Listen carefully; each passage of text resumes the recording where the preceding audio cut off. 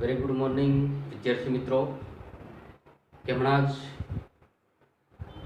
બોર્ડની પરીક્ષાનું પરિણામ આવ્યું ત્યારે ખાસ કરીને 3-10 પાસ કરીને 11મા ધોરણની અંદર આ પ્રવેશ મેળવવા જઈ રહ્યા છો કે જે વિદ્યાર્થીઓ બોર્ડની પરીક્ષામાં ઉત્તીર્ણ થયા છે તમામને ખૂબ ખૂબ અભિનંદન. અને આવનાર સમયમાં તમે ખૂબ ખૂબ સારી પ્રગતિ કરો એવી અમે શુભકામનાઓ પણ પાઠવીએ છીએ. ત્યારે અહીંયા હવેથી આપણે ઓનલાઈન એજ્યુકેશન તરફ જઈ રહ્યા છીએ. આપ જાણો છો કોવિડ-19 કોરોના વાયરસ મહામારીના કારણે 15મી ઓગસ્ટ સુધી શાળાઓ બંધ છે, જેના કારણે સરકારશ્રીના આદેશ મુજબ અમે તમને ઓનલાઈન શિક્ષણ આપવા જઈ રહ્યા છીએ. ત્યારે દરેક વિદ્યાર્થી અહીંયા તમને જે કંઈ વિડીયોના માધ્યમ દ્વારા ભણાવવામાં આવે છે ત્યારે વિડીયો જોતી વખતે ધ્યાન રાખો, તમારી પાસે નોટ પેન હોવા જોઈએ. તમે જે કંઈ મેટર છે, જે કંઈ સાહિત્ય છે, સાહિત્યને શાંતિથી સાંભળો. જે કંઈ તમારા માટે મુશ્કેલી બાબતો હોય એને તમારી જે નોટ છે નોટની અંદર નોટ ડાઉન કરતા જાઓ. ટીચર્સનો ઓનલાઈન તમે સંપર્ક કરો, એમના થ્રુ માહિતી મેળવવા માટે પ્રયત્ન કરો કે જેથી કરીને આપણે 15 ઓગસ્ટ સુધી શાળાઓ બંધ રહેવાની છે ત્યારે ત્યાં સુધી અભ્યાસક્રમ પ્રમાણે તમને કોઈ પણ પ્રકારની તકલીફ ન પડે એની જવાબદારી અમારા સૌ શિક્ષક મિત્રોની છે, એનું ખાસ ધ્યાન રાખો.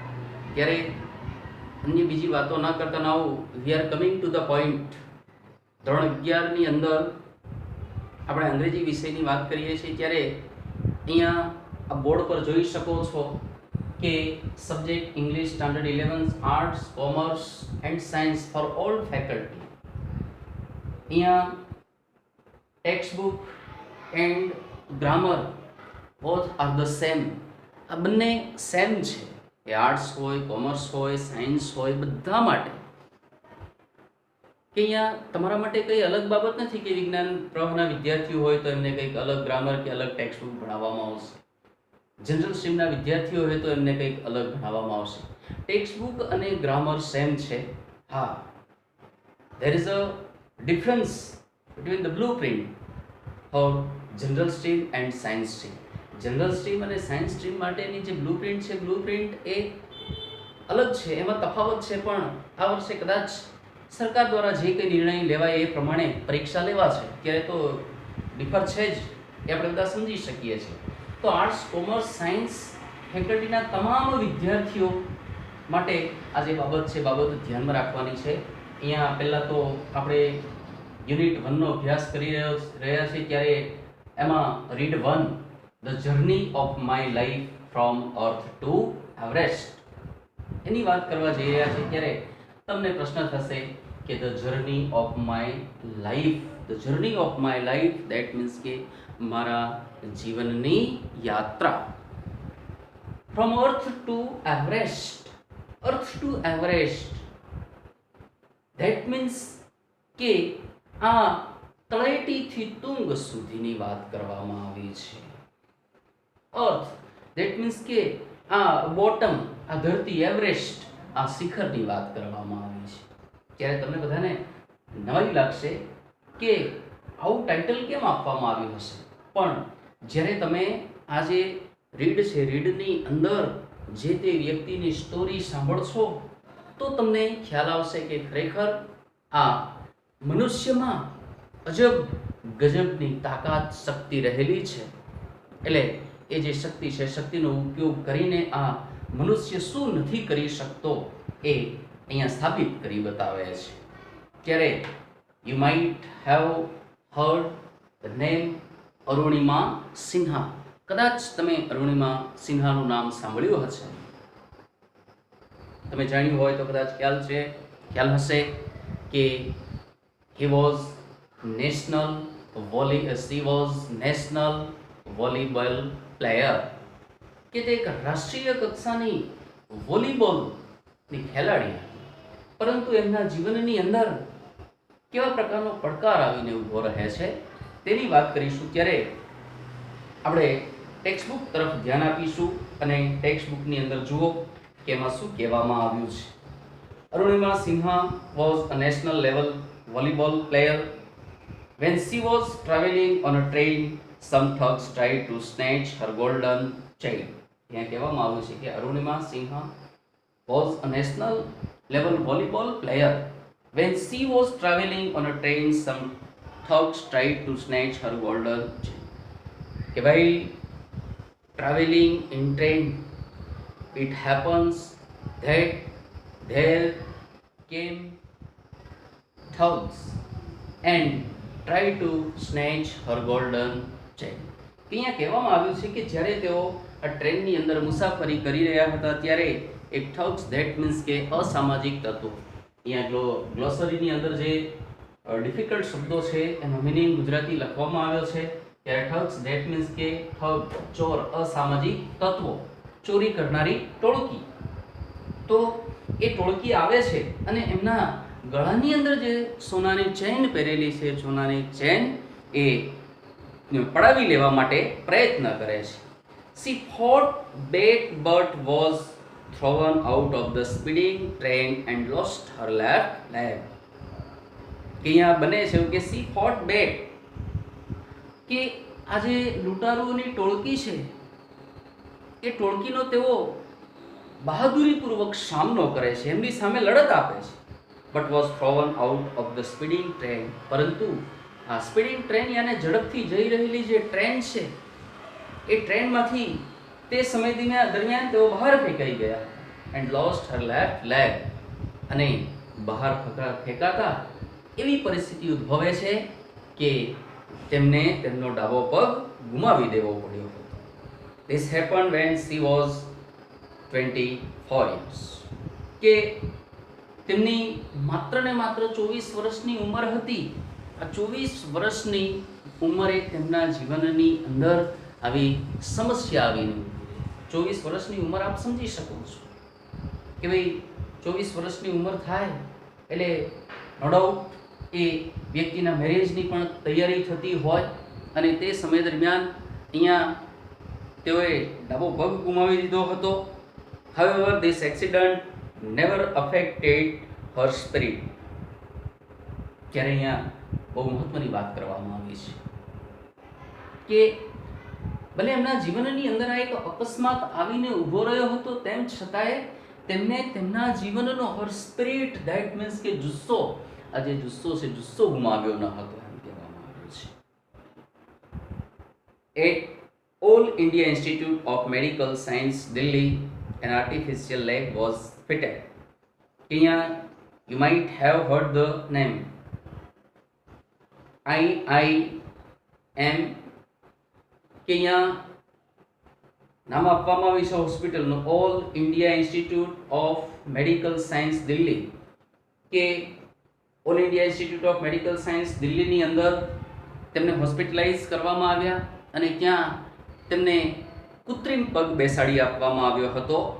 A year later, she was retained as a mountaineer and became the first female with an artificial leg to scale Mount Everest.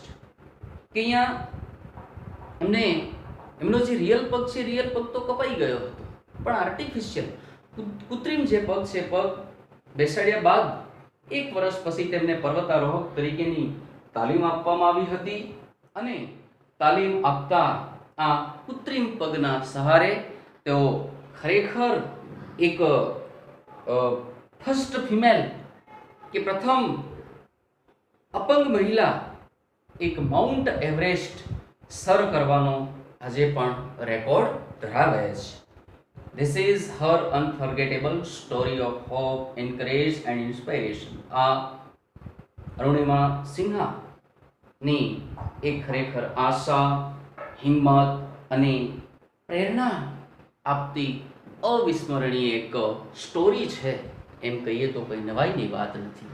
કારણ કે આજે ઘણા બધા વ્યક્તિઓને 2 હાથ 2 પગ સક્ષમ હોવા છતાં પણ કંઈ કરી શકતા નથી. જ્યારે આજે છોકરી છે, છોકરીની વાત કરીએ છીએ ત્યારે however she lost her leg, she did the best in her life. કે અહીંયા તેણીએ તેનો ડાબો પગ ગુમાવી દીધો હતો, તેમ છતાંય તેના જીવનની અંદર તેણીએ કંઈક ઉત્તમ કરી બતાવ્યું હતું. ધેટ મીન્સ કે હિંમતે મર્દા તો મદદે ખુદા, કે જો આપણામાં હિંમત હોય તો આ ઉપરવાળો પણ આપણને મદદે દોડી આવે છે. Let's read her scenes of her life narrated in her own words. કે અહીંયા તો આ લેખક દ્વારા રજૂ થયેલી જે વાત છે, વાત આપણે જાણી, પણ હવે here we are given 4 scenes for study. અભ્યાસ કરવા માટે 4 સીન આપવામાં આવ્યા છે. આ 4 સીનની અંદર એમની સાથે જે કંઈ મુશ્કેલી આપવીતી થઈ હતી એનું એમના શબ્દોની અંદર અહીંયા વર્ણન કરવામાં આવ્યું છે. ત્યારે તેઓ પોતે શું કહી રહ્યા છે, જે બાબત છે, બાબતને જાણવા માટે પ્રયત્ન કરો. અહીંયા જે કંઈ ગ્લોસરી ડિફિકલ્ટ વર્ડ્સ આપવામાં આવ્યા છે એને પણ જુઓ કે ભાઈ થગ્સ ચોર અસામાજિક તત્વો, સ્નેચ જૂટવી લેવું, સ્પિરિટ જુસ્સો, માઉન્ટેનિયર પર્વતારોહક, આર્ટિફિશિયલ બનાવટી કૃત્રિમ, ઇન્સ્પાયરેશન પ્રેરણા, કમ્પેનિયન સાથી, ઇન્સ્ટિંક્ટિવલી સહજપણે, ઇન્ક્લિનિંગ અણસાર ઇશારો, ઇન્ક્વાયર પૂછપરછ કરવી. તો now we are going to scene number 1. I had started dozing. To doze that means કે ઝોકા ખાવા. આપણે ઘણીવાર બસ કે ટ્રેનમાં મુસાફરી કરીએ છીએ ત્યારે એવું બને છે કે બહુ સરસ ઠંડો ઠંડો પવન આવતો હોય તો ભલે ને આખી રાત ઊંઘ્યા હોય તેમ છતાંય આપણને ઊંઘ આવી જતી હોય છે. એટલે એ રીતે અહીંયા કહેવામાં આવ્યું છે કે મને ઝોકાવવાની શરૂઆત થઈ ગઈ હતી. My eyes were close but my mind was awake, કે મારી આંખો બંધ થઈ ગઈ હતી પણ મારું જે મન છે, મન જાગૃત હતું.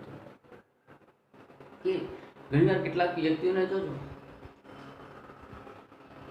શ્વાન નિંદ્રમ છે, કૂતરા જેવી ઊંઘ.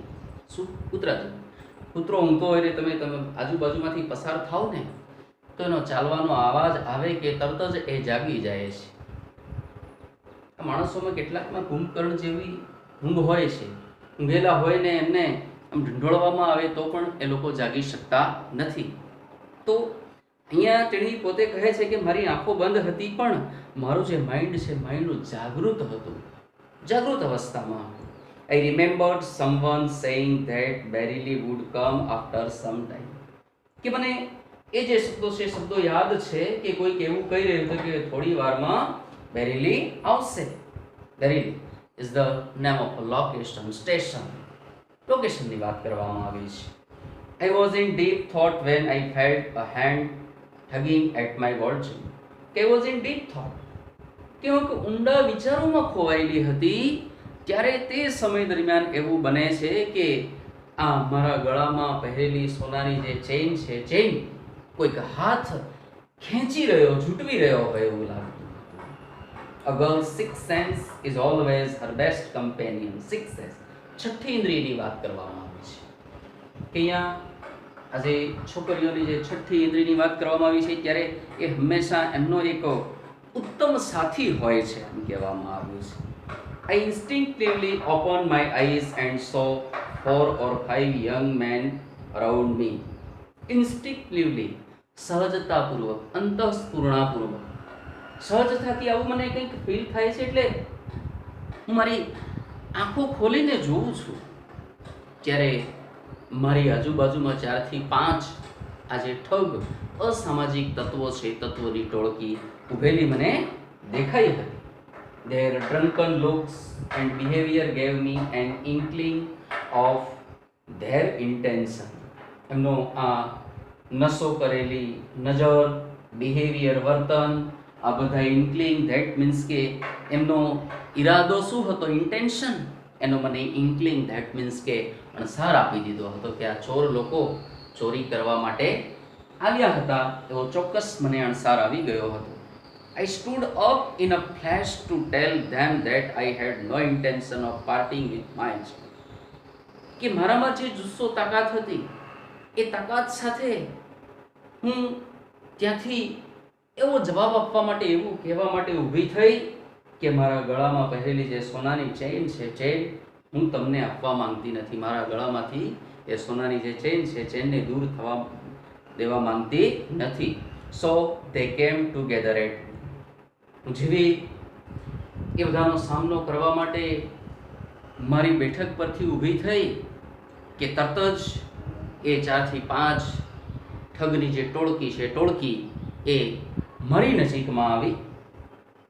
ત્યારે even though the compartment was full, none of my fellow passenger got up to even inquire what was happening, forget about their coming to my rescue यानी રાહત બચાવની કામગીરીની વાત કરવામાં આવી છે કે અહીંયા Arunima Sinha was narrating all the things what had happened with her કે તેની સાથે જે કંઈ બની રહ્યું છે તમામ બાબતને અહીંયા વર્ણવતા એ જણાવે છે કે ભાઈ આ જે ટ્રેનનો કમ્પાર્ટમેન્ટ છે કમ્પાર્ટમેન્ટ પેસેન્જરથી ફૂલ ભરેલો હતો, તેમ છતાંય કોઈ પણ વ્યક્તિ અહીંયા એમને આ બધું શું બની રહ્યું છે એમની પૂછપરછ કરવા માટે જાણવા માટે પણ તૈયાર હતું નહીં. પછી મદદની તો વાત જ શી કરવી કે ભાઈ કમ્પાર્ટમેન્ટ આખો ભરેલો હતો, તેમ છતાંય કોઈ પણ વ્યક્તિ અહીંયા આ છોકરીની સાથે આ 4 થી 5 લૂંટારૂની ટોળકી આવું વર્તન કરી રહી હતી, તેમ છતાંય તેને પૂછવા માટે તૈયાર હતું નહીં. I had no option but to take them on, so I caught a youth who was trying to seize me up by his collar and pushed him back. હવે અહીંયા મારી પાસે બીજો કોઈ વિકલ્પ હતો નહીં કે જેથી કરીને જે સૌપ્રથમ ઠગ ચોર અમારી ચેન પડાવવા માટે મારી પાસે આવે છે એને એનો કોલર મેં પકડીને બરાબર જોરથી ધક્કો મારીને પાછો અડસેલી દીધો હતો. I kicked a couple of others અને બાકીના બીજા બે આવે છે એમને લાત મારીને હું ધકેલી દઉં છું. An exceptional battle had begun inside the train on the move.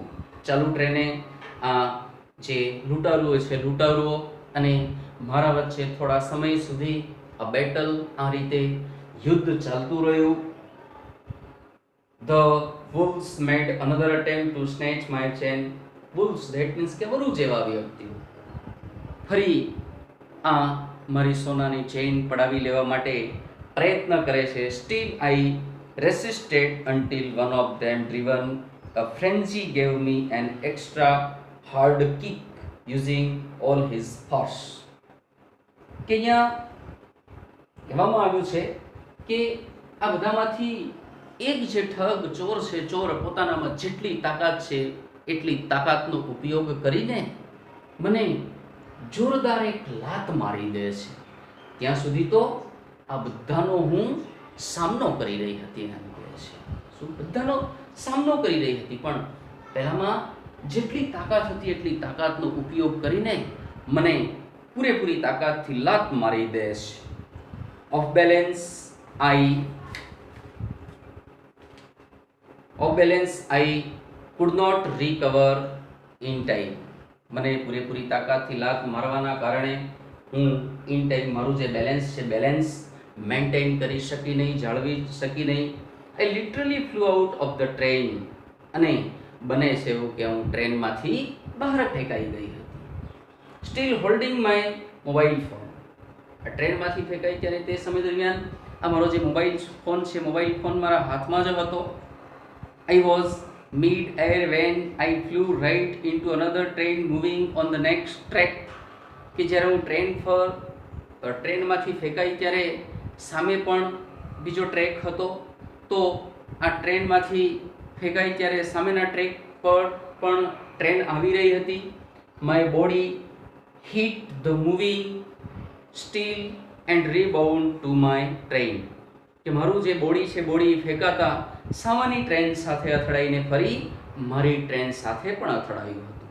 This ping pong must have continued her for several seconds before gravitational force pulled me down. કે અહીંયા જ્યાં સુધી આ ગ્રેવિટેશનલ ફોર્સ દેટ મીન્સ કે ગુરુત્વાકર્ષણ બળ મને ખેંચીને આ ધરતી તરફ ન લઈ જાય ત્યાં સુધી થોડા સમય માટે હું આ બંને ટ્રેનની વચ્ચે ભંગોળાતી રહી એમ કહે છે. બંને ટ્રેનની સાથે અથડાતી રહી. Despite my efforts, my left leg held on the track. અને મારા ઘણા બધા પ્રયત્નો છતાંય એવી પરિસ્થિતિ ઉદ્ભવે છે કે મારો ડાબો પગ એ સામેનો જે ટ્રેક છે એ ટ્રેક પર પડ્યો હતો. ગચ, that was the sound of my leg getting chopped. Chop that means કે to cut, કપાઈ જવું. અને જેવો મારો આ ડાબો પગ ટ્રેક પર પડે છે કે તરત જ સામેના ટ્રેક પરથી જે ટ્રેન પસાર થાય છે એ ટ્રેન પસાર થતાં જ મારો જે પગ છે પગ એ ગચ્છ દઈને કપાઈ ગયો હતો. મને અવાજ સંભળાયો. There was no one to hear my intense scream. ત્યાં હું અતિશય ચીચિયારીઓ પાડી રહી હતી. એ અતિશય ચીચિયારીઓને સાંભળવા વાળું પણ કોઈ ત્યાં હતું નહીં. I lay motionless for a while watching the red tail light of the train until it dimmed and faded into darkness. કે અહીંયા થોડા સમય બાદ આ જે ટ્રેન છે ટ્રેન ત્યાંથી જાય છે ત્યારે એનું લાલ જે લાઇટ છે લાઇટ મને દેખાય છે અને ત્યારબાદ એવું બને છે કે હું એ અંધારામાં પડી જ હતી. Then I fainted. That means કે હું પછી બેભાન થઈ ગઈ હતી. મિત્રો, અહીંયા ખરેખર અરુણિમા સિન્હાની વાત કરવામાં આવી છે ત્યારે while traveling in train there came a thugs and tried to snatch her golden chain from her neck, but she was trying to catch them bravely. કે અહીંયા આ લૂંટારૂની ટોળકી એમની પાસેથી સોનાની ચેઇન પડાવવા માટે આવે છે. કમ્પાર્ટમેન્ટ પણ ભરેલો હતો પણ કોઈ પણ પેસેન્જર એમને સાથ સહકાર આપવા માટે પ્રયત્ન ન કરતો. કોઈ પણ વ્યક્તિ એમની પૂછપરછ ન કરી. એકલા હાથે આ લૂંટારૂ ટોળકીની સામે લડે છે અને અંતે લડતા લડતા એ ટ્રેનમાંથી ફેંકાઈ જાય છે. એમનો ડાબો પગ કપાઈ જાય છે. જ્યારે અહીંયા ત્યાર પછી સીન 2ની વાત કરવાના છીએ આપણે નેક્સ્ટ ટાઈમ, પણ અત્યારે રજા રહીશું. Thank you.